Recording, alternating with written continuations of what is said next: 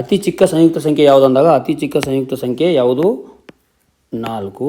ಅತಿ ಚಿಕ್ಕ ಅವಿಭಾಜ್ಯ ಸಂಖ್ಯೆ ಯಾವುದು 2. ಸೊ ಇಲ್ಲಿ ಪ್ರಶ್ನೆಯನ್ನು ಬಿಡಿಸುವಾಗ ಇಲ್ಲಿ ನಾವು ನೋಡಬೇಕಾಗಿದ್ದು ಇಲ್ಲಿ 4ರ 2 ಒಂದು ಯಾವುದು 4ರ ಅಪವರ್ತನವಾಗಿದೆ. ಸೊ 2 ಏನಾಗಿದೆ, ಇದು 4ರ ಅಪವರ್ತನ ಆಗಿದೆ. 4ರ ಅಪವರ್ತನ ಅಂದಾಗ 2 ಮಗ್ಗಿಯಲ್ಲಿ 4 ಬರುತ್ತೆ ಅಂತ ಅರ್ಥ. ಅಪವರ್ತನ ಆಗಿದೆ.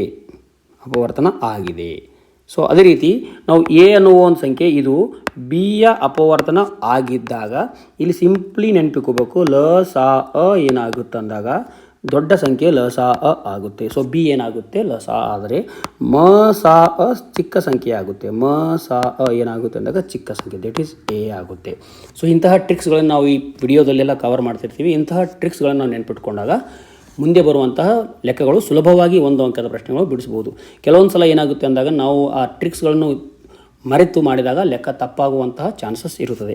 ಆದ ಕಾರಣ ಇಲ್ಲಿ ಈ ಕೇಳಿರೋ ಪ್ರಶ್ನೆ ಮ ಸ ಅ ಇದೆ. ಸೊ ಇಲ್ಲಿ ನಮಗೇನು ಕೇಳಿದರೆ ಅತಿ ಚಿಕ್ಕ ಸಂಯುಕ್ತ ಸಂಖ್ಯೆ ಮತ್ತು ಅತಿ ಚಿಕ್ಕ ಅವಿಭಾಜ್ಯ ಸಂಖ್ಯೆಗಳ ಮ ಸ ಅ ಯಾವುದಾಗಿದೆ ಅಂದಾಗ 2. ಸೊ ಇಲ್ಲಿ ಚಿಕ್ಕ ಸಂಖ್ಯೆ ಮ ಸ ಯಾವಾಗಲೂ ಚಿಕ್ಕ ಸಂಖ್ಯೆ ಆಗಿರುತ್ತೆ. ಚಿಕ್ಕ ಸಂಖ್ಯೆ ಏನಾಗಿದೆ 2 ಆಗಿದೆ. ಆದ್ದರಿಂದ ಮ ಸ ಅ ಏನಾಗಿದೆ 2.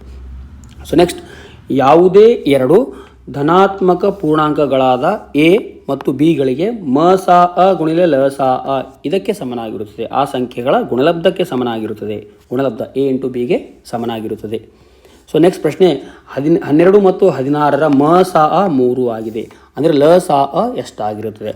ನಮ್ಗೆ ಗೊತ್ತಿರೋ ಪ್ರಕಾರ ಮ ಸ ಅ ನಾವು ಕಲ್ತಿರೋ ಪ್ರಕಾರ ಮ ಸ ಸ ಅ ಗುಣಿಲೆ ಲ ಸ ಅ ಸಮನಾಗಿದೆ ಆ ಸಂಖ್ಯೆಗಳ ಗುಣಲಬ್ಧ ಎ ಇಂಟು ಬಿ ಅಂತ ಬರೀಬೋದು. ಇದು ನಾವು ಇಂಗ್ಲೀಷಲ್ಲಿ ಕೂಡ ಬರೀಬೋದು. HCF ಅಂದರೆ ಮ ಸ ಅ ಗುಣಿಲೆ LCM ಸಮನಾಗಿದೆ ಎ ಇಂಟು ಬಿ ಅಂತೇಳಿ ನಾವು ಬರೀಬೋದು. ಇಲ್ಲಿ ಕೊಟ್ಟಿರುವ ಪ್ರಶ್ನೆಯಲ್ಲಿ ಮ ಸ ಅ LCM ಕೊಟ್ಟಿದ್ದಾರೆ. LCM ಎಷ್ಟು 3 ಆಗಿದೆ. ಸೊ ಆದ್ದರಿಂದ HCF ಮ ಸ ಅ ಕೊಟ್ಟಿದ್ದಾರೆ. ಮ ಸ ಎಷ್ಟು 3 ಆಗಿದೆ. 3ಅನ್ನು ಬರ್ಕೊಳ್ಳೋಣ. ಸೊ ನಮಗೆ LCM ಕೊಟ್ಟಿಲ್ಲ, ಲ ಸ ಅ ಕೊಟ್ಟಿಲ್ಲ, ಲ ಸ ಅನ್ನು ಎಲ್ ಅಂತೇಳಿ ಬರ್ಕೊಳ್ಳೋಣ ಹಾಗೆ. ಸೊ ಸಮನಾಗಿದೆ. ಎ ಬೆಲೆ ಎಷ್ಟು? ಆ ಸಂಖ್ಯೆಗಳು ಇಲ್ಲಿವೆ 12 ಮತ್ತು 15. ಸೊ 12 ಇಂಟು ಎಷ್ಟು? 15. ಸೊ ಈಗ ನಾವು ಈ 3ಅನ್ನು ಆ ಕಡೆ ತೆಗೆದುಕೊಂಡು ಹೋದಾಗ ಅದು ಭಾಗಾಕಾರವಾಗುತ್ತದೆ. ಸೊ ಆದ್ದರಿಂದ ನಾವೇನು ಬರೀಬೋದು ಅಂದಾಗ ಇಲ್ಲಿ ಎಲ್ ಸಮನಾಗಿದೆ 12 ಗುಣಿಲೆ 15 ಭಾಗಿಲೆ, ಸೊ ಭಾಗಿಲೆ ಏನು ಬರೀಬೋದು? ಭಾಗಿಲೆ 3. ನಾವು ಅವುಗಳನ್ನು ಕಟ್ ಮಾಡಿದಾಗ 3 1 3, 3 4 12. ಸೊ 15 4 ಎಷ್ಟು? 15 4 60. ಆದ್ದರಿಂದ ಇಲ್ಲಿ ಕೊಟ್ಟಿರುವ ಪ್ರಶ್ನೆಗೆ ಉತ್ತರ ಎಷ್ಟು? 60. ಯಾವ ಉತ್ತರ ಸರಿಯಾಗಿದೆ? ಎ ಉತ್ತರ ಸರಿಯಾಗಿದೆ, 60. ಸೊ ನೆಕ್ಸ್ಟ್ ಪ್ರಶ್ನೆ, 5ರ ವರ್ಗ ಇಂಟು 2 ಮತ್ತು 2ರ ಘಾತ 5 ಗುಣಿಲೆ 5 ಇವುಗಳ ಮ ಸ ಅ. ಈ ರೀತಿ ಸಂಖ್ಯೆಗಳನ್ನು ಕೊಟ್ಟಾಗ, ಘಾತಾಂಕದಲ್ಲಿ ಸಂಖ್ಯೆಗಳನ್ನು ಕೊಟ್ಟಾಗ ಮ ಸ ಅ ಯಾವಾಗಲೂ ಸಾಮಾನ್ಯ ಎರಡೂ ಜಾಗ ಇರುವಂತಹ ಸಾಮಾನ್ಯ ಅಪವರ್ತನಗಳ ಕನಿಷ್ಠ ಘಾತಗಳಾಗಿರುತ್ತವೆ. ಅಂದರೆ ನಾವು ಇಲ್ಲಿ ಚರ್ಚೆ ಮಾಡೋಣ. ಇಲ್ಲಿ 5 ಇದೆ, ಇಲ್ಲೂ 5 ಇದೆ. ಈ ಎರಡೂ ಜಾಗ 5 ಇದ್ದಾಗ ಇಲ್ಲಿ 5ರ ಘಾತ 2 ಇದೆ, ಇಲ್ಲಿ 5ರ ಘಾತ 2 ಇದೆ, ಇಲ್ಲಿ 5ರ ಘಾತ ಏನೂ ಇಲ್ಲ ಅಂದಾಗ 1 ಇದೆ. ಸೊ ಚಿಕ್ಕದು 5ರ ಘಾತ 2, 5ರ ಘಾತ 1. ಸೊ 5ರ ಘಾತ 1 ಚಿಕ್ಕದಾಗಿದೆ. ಸೊ 5ರ ಘಾತ 1. ಅದೇ ರೀತಿಯಲ್ಲಿ ನಾವು ಇಲ್ಲಿ ಇಲ್ಲೂ 2 ಇದೆ, ಇಲ್ಲೂ 2 ಇದೆ. ಸೊ ಇಲ್ಲಿ 2ರ ಘಾತ 1 ಇದೆ, ಇಲ್ಲಿ 2ರ ಘಾತ 5 ಇದೆ. ಸೊ 2ರ ಘಾತ 1, 2ರ ಘಾತ 5 ಇವುಗಳಲ್ಲಿ ಚಿಕ್ಕದು ಯಾವುದು? 2ರ ಘಾತ 1. ಸೊ ಇವೆರಡನ್ನು ಗುಣಾಕಾರ ಮಾಡಿದಾಗ ನಮಗೆ ಯಾವಾಗಲೂ ಮ ಸ ಅ ಸಿಗುತ್ತದೆ. ಆದ್ದರಿಂದ ಇಲ್ಲಿ ಕೊಟ್ಟಿರುವ ಪ್ರಶ್ನೆಗೆ ಮ ಸ ಅ ಯಾವುದು? ಎ. ಸೊ ಎ ಸರಿಯಾದ ಉತ್ತರ ಆಗಿದೆ.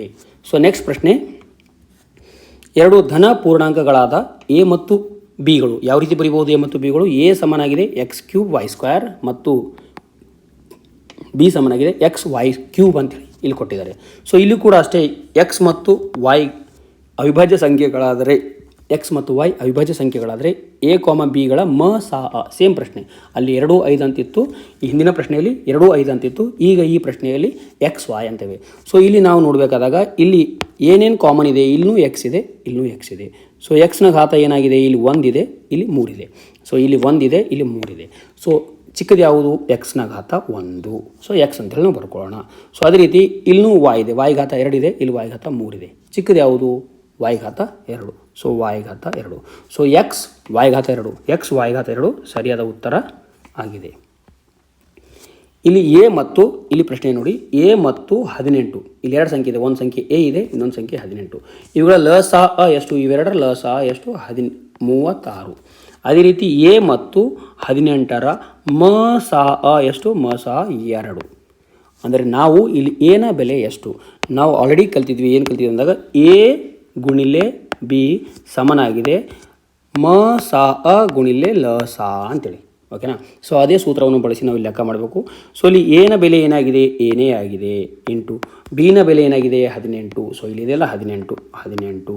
ಸೊ ಸಮನಾಗಿದೆ ಅನ್ನೋ ಅದೇ ರೀತಿಯಲ್ಲಿ ಬರೆದುಕೊಳ್ಳೋಣ. ಸಮನಾಗಿದೆ ಮ ಸಾ ಅ ಎಷ್ಟಿದೆ, ಸೊ ಮ ಸಾ ಅ 2. ಸೊ ಮ ಸಾ ಎಷ್ಟಿದೆ 2 ಇಂಟು ಮ ಸಾ ಎಷ್ಟು 2 ಆಯಿತು ಇಂಟು ಲ ಸಾ ಎಷ್ಟಿದೆ, ಲ ಸಾ 36 ಇದೆ.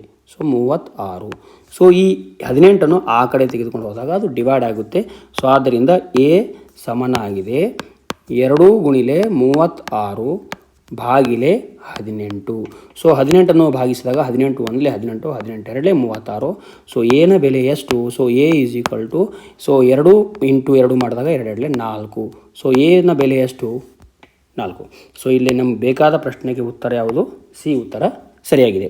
ಸೊ ನೆಕ್ಸ್ಟ್ ಪ್ರಶ್ನೆ, ಪಿ ಮತ್ತು ಕ್ಯೂಗಳು ಸಹ ಅವಿಭಾಜ್ಯ ಸಂಖ್ಯೆಗಳಾದರೆ ಪಿ ಸ್ಕ್ವೇರ್ ಮತ್ತು ಕ್ಯೂ ಸ್ಕ್ವೇರ್ಗಳ ಸಹ ಅವಿಭಾಜ್ಯ ಸಂಖ್ಯೆಗಳ ಅವುಗಳ ವರ್ಗಗಳಿರಲಿ ಅಥವಾ ಸಹ ಅವಿಭಾಜ್ಯ ಸಂಖ್ಯೆಗಳಿರಲಿ, ಅಂತಹ ಸಂದರ್ಭದಲ್ಲಿ ಡೈರೆಕ್ಟ್ಲಿ 1 ಮ ಸಹ ಎಷ್ಟಾಗಿರುತ್ತೆ 1.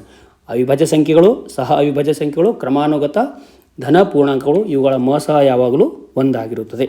ಸೊ 25ನೇ ಪ್ರಶ್ನೆಯಲ್ಲಿ ನಾವು ಇನ್ನೊಂದು ನೋಡೋಣ. 25ನೇ ಪ್ರಶ್ನೆ ಏನಿದೆ ಅಂದಾಗ ಇಲ್ಲಿ 180ಅನ್ನು ಅಪವರ್ತಿಸಿದಾಗ ಎಕ್ಸ್ನ ಸ್ಥಾನದಲ್ಲಿ ಬರುವಂತಹ ಸಂಖ್ಯೆ ಯಾವುದು. ಇಲ್ಲಿ 2ರ ಘಾತ ಎಕ್ಸ್ ಇದೆ, 3ರ ಘಾತ 2 ಬರುತ್ತೆ, ಅಂದರೆ 3 2 ಸಲ ಬರುತ್ತೆ, 5 1 ಸಲ ಬರುತ್ತೆ ಅಂತ ಅರ್ಥ.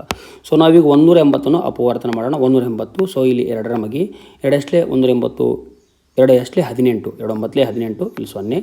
ಮತ್ತೆ ಅದೇ ರೀತಿಯಲ್ಲಿ 2 4 8, 2 5 10. ಈಗ ನಾವು ಉಳಿದಿರುವ ಸಂಖ್ಯೆ 45 ಇದೆ. ಕೊನೆಯಲ್ಲಿ 5 ಇರುವ ಕಾರಣ ಈ ಸಂಖ್ಯೆ 2ರ ಮಗ್ಗಿಯಲ್ಲಿ ಬರುವುದಿಲ್ಲ. ಆದ ಕಾರಣ 2 ಎಷ್ಟು ಸಲ ಬಂದಿದೆ, 2 ಸಲ ಬಂದಿದೆ. 2 ಸಲ ಬಂದಿದ್ದಾಗ 2ರ ಘಾತ ಈ ಎಕ್ಸ್ ಪ್ಲೇಸಲ್ಲಿ 2 ಬರುತ್ತೆ ಅಂತ ಅರ್ಥ. ಸೊ ಎಕ್ಸ್ನ ಬೆಲೆ ಎಷ್ಟು 2. ಸೊ ಎಕ್ಸ್ನ ಬೆಲೆ ಎಷ್ಟಾಗಿದೆ 2 ಆಗಿದೆ ಅಂತೇಳಿ ನಾವು ಬರಿಬೋದು. ಸೊ ನೆಕ್ಸ್ಟ್ ಪ್ರಶ್ನೆ ಬಂದುಬಿಟ್ಟು 15 ಮತ್ತು 20ರ ಸಂಖ್ಯೆಗಳ ಮ ಸಾ ಅ ಮತ್ತು ಲ ಸಾ ಅ ಗುಣಲಬ್ಧವು. ಇಲ್ಲಿ ಕ್ವಶನ್ ಮಾರ್ಕ್ ಬೇಕು, ಪ್ರಶ್ನೆ ಮಿಸ್ಪ್ರಿಂಟ್ ಆಗಿದೆ. So question mark. ಸೊ 15 ಮತ್ತು 20 ಈ ಸಂಖ್ಯೆಗಳ ಮ ಸಾ ಮತ್ತು ಲ ಸಾ ಗುಣಲಬ್ಧ ಎಷ್ಟಾಗುತ್ತೆ. ಅವ್ರು ಕೇಳಿದ್ದೇನು H C F into L C M. So H C F into L C M. So ಮ ಸಾ ಅ ಗುಣಿಲೆ ಲ ಸಾ ಅ ಸಮನಾಗಿದೆ ಬೆಲೆ ಎಷ್ಟು ಅಂತ ಪ್ರಶ್ನೆ ಕೇಳಿದರೆ, ನಮ್ಗೆ ಗೊತ್ತಿರೋ ಪ್ರಕಾರ S C F into L C M is equal to A into B ಅಂತೇಳಿ ಬರಿಬೋದು. A into B. ಸೊ ಇಲ್ಲಿ ಎ ಇಂಟು ಬಿ ಅಂತ ಬರೀತೀವಲ್ಲ, ಎ ಇಂಟು ಬಿ ಅಂತೇಳಿ ಬರಿಬೋದಲ್ಲ. ಏನ ಬೆಲೆ ಎಷ್ಟಾಗಿದೆ, ಮೊದಲನೇ ಸಂಖ್ಯೆ 15 ಆಗಿದೆ. ಸೊ ಎ ಇಂಟು ಬಿ ಎಷ್ಟು 15 ಇಂಟು ಎಷ್ಟು 20. 15 20 ಎಷ್ಟು ಅಂದಾಗ 15 30, 0 ಅದೇ ರೀತಿ ಬರ್ಕೊಂಡಾಗ ಸೊ 300. ಉತ್ತರ ಎಷ್ಟು 300 ಆಗಿದೆ. ಸೊ ನೆಕ್ಸ್ಟ್ ಪ್ರಶ್ನೆ ಬಂದುಬಿಟ್ಟು, ಎ ಒಂದು ಬೆಸ ಸಂಖ್ಯೆಯಾಗಿದ್ದು ಮತ್ತು ಬಿ ಯು 3ರಿಂದ ಭಾಗವಾಗುವ ಸಂಖ್ಯೆಯಾಗಿದೆ. ಎ ಮತ್ತು ಬಿಗಳ ಲ ಸಾ ಅ ಪಿ ಆಗಿದೆ. ಯಾವುದ್ರದ್ದು ಎ ಮತ್ತು ಬಿಗಳ ಲ ಸಾ ಅ ಎಷ್ಟಿದೆ ಅಂದಾಗ ಲ ಸಾ ಅ ಎಷ್ಟಿದೆ ಅಂದಾಗ ಪಿ ಇದೆ. ಆದರೆ ನಮ್ಗೆ ಯಾವುದೀಗ 3a, 2 ಬಿಗಳ ಲ ಸಾ ಅ ಎಷ್ಟು ಬರುತ್ತದೆ, ಲ ಸಾ ಅ ಎಷ್ಟು ಬರುತ್ತದೆ ಅನ್ನುವಂತಹ ಪ್ರಶ್ನೆಯನ್ನು ನಮಗೆ ಕೇಳಿದ್ದಾರೆ. 3a ಮತ್ತು 2 ಬಿಗಳ. ಸೊ ಇಲ್ಲಿ ಸಿಂಪ್ಲಿ ಭಾಳ ಡೀಪಾಗಿ ಹೋಗೋದು ಬೇಡ. ಸೊ ಇಲ್ಲಿ 3 ಇದೆ, ಇಲ್ಲಿ 2 ಇದೆ. ಆ 3 ಮತ್ತು 2 ಅನ್ನು ಹೊರಗಡೆ ತೆಗೆದುಕೊಂಡು ನಾವು ಆ್ಯಸ್ ಇಟ್ ಈಸ್ ಆಗಿ ಬ್ರ್ಯಾಕೆಟ್ ಹಾಕಿ ಇಲ್ಲಿ ಉಳಿದಿರೋದು ಎ ಅನ್ನು ಆ್ಯಸ್ ಇಟ್ ಈಸ್, ಇಲ್ಲಿ ಬಿ ಗಳ ಲ ಸಾ ಅ. ಸೊ ಈ ರೀತಿ ನಾವು ಲೆಕ್ಕ ಮಾಡಿದಾಗ ಆನ್ಸರ್ ಆಟೋಮೆಟಿಕ್ಲಿ ಬರುತ್ತದೆ. ಸೊ 3 2 ಎಷ್ಟು ಅಂದಾಗ 3 2 ಈ 3 ಮತ್ತು 2 ಗುಣಕ ಮಾಡಿ 6. ಇಲ್ಲಿ ಎ ಮತ್ತು ಬಿಗಳ ಲಸ ಎಷ್ಟಾಗಿದೆ, ಎ ಮತ್ತು ಬಿಗಳ ಲಸ ಎಷ್ಟಾಗಿದೆ ಪಿ ಆಗಿದೆ. So P. ಸೊ ಬೇಕಾದ ಪ್ರಶ್ನೆಗೆ ಉತ್ತರ ಎಷ್ಟು 6p. ಸೊ 6p ಏನಾಗಿದೆ ಸಿ. ಸೊ ಕೊನೆಯ ಪ್ರಶ್ನೆ, ಎ ಮತ್ತು ಬಿ ಈ 2 ಸಂಖ್ಯೆಗಳ ಮ ಸಾ ಮತ್ತು ಲ ಸಾ ಅಗಳು 5 ಮತ್ತು 200. ಅಂದರೆ ನಮ್ಗೆ ಕೊಟ್ಟಿರೋ ಪ್ರಶ್ನೆ ಏನಾಗಿದೆ ಅಂದಾಗ ಮ ಸಾ ಅ ಅಂದಾಗ ಎಚ್ ಸಿ ಎಫ್ ಎಷ್ಟಾಗಿದೆ ಅಂದಾಗ 5 ಮ ಸಾ. ಅದೇ ರೀತಿ ಲ ಸಾ ಎಷ್ಟಿದೆ ಅಂದಾಗ 200. ಈ 2 ಸಂಖ್ಯೆಗಳು ಇವೆ, ನಮ್ಗೆ ಗೊತ್ತಿಲ್ಲ ಯಾವ ಸಂಖ್ಯೆ ಅಂತೇಳಿ.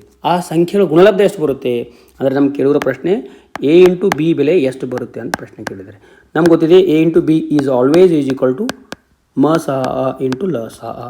ಮ ಸಾ ಎಷ್ಟಿದೆ 5 ಇದೆ, ಲ ಸಾ ಎಷ್ಟಿದೆ 200 ಇದೆ. ಸೊ 5 ಗುಣಿಲೆ 200 1000. ಸೊ ಸಂಖ್ಯೆಗಳ ಗುಣಲಬ್ಧ ಎಷ್ಟಾಗುತ್ತೆ, ಸೊ ಸಂಖ್ಯೆಗಳ ಗುಣಲಬ್ಧ ಎಷ್ಟಾಗಿದೆ 1000 ಆಗುತ್ತದೆ. ಸೊ ಇಲ್ಲಿವರೆಗೆ ನಾನು ತಮಗೋಸ್ಕರ ಈ ವಿಡಿಯೋನು ಮಾಡಿದ್ದು. ನಿಮಗೆ ಈ ವಿಡಿಯೋ ಇಷ್ಟ ಆದರೆ ಮಾತ್ರ ನಿಮ್ಮ ಫ್ರೆಂಡ್ಸ್ ಜೊತೆ ಶೇರ್ ಮಾಡಿ, ಲೈಕ್ ಮಾಡಿ. ಇನ್ನು ಇಂತಹ ಯಾವ ವಿಡಿಯೋಗಳು ಮಾಡಬೇಕೆನ್ನೋದು ಕಮೆಂಟ್ ಬಾಕ್ಸಲ್ಲಿ ಕಮೆಂಟ್ ಮಾಡಿರಿ.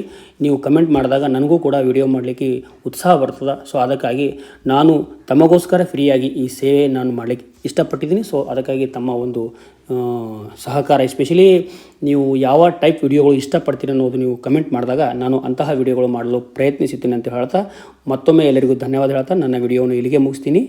ಜೈ ಹಿಂದ್.